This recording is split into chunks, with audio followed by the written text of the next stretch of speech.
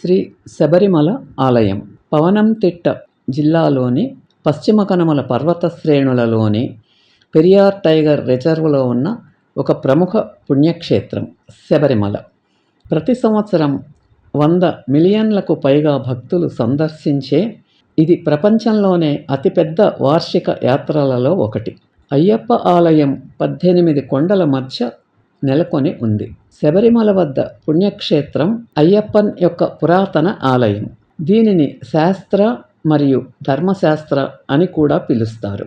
12వ శతాబ్దంలో పొందళం రాజవంశానికి చెందిన మణికందన్ అనే యువరాజు శబరిమల ఆలయంలో ధ్యానం చేసి దైవంతో ఐక్యమయ్యాడు. మణికందనే అయ్యప్పన్ అవతారం.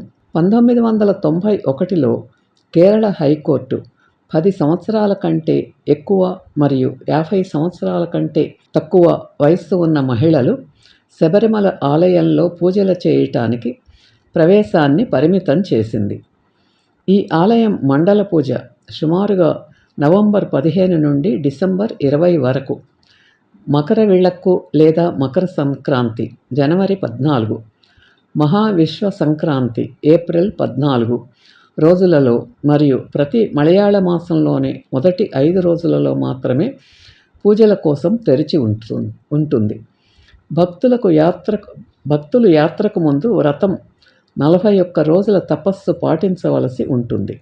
ఇది రుద్రాక్ష లేదా తులసి పూసలతో చేసిన ప్రత్యేకమైన మాలను అంటే ఒక గొలుసును ధరించడంతో ప్రారంభమవుతుంది. వ్రతం యొక్క 41 రోజులలో భక్తులు కఠినమైన లాక్టో శాకాహార ఆహారాన్ని పాటించవలసినదిగా కోరడమైనది.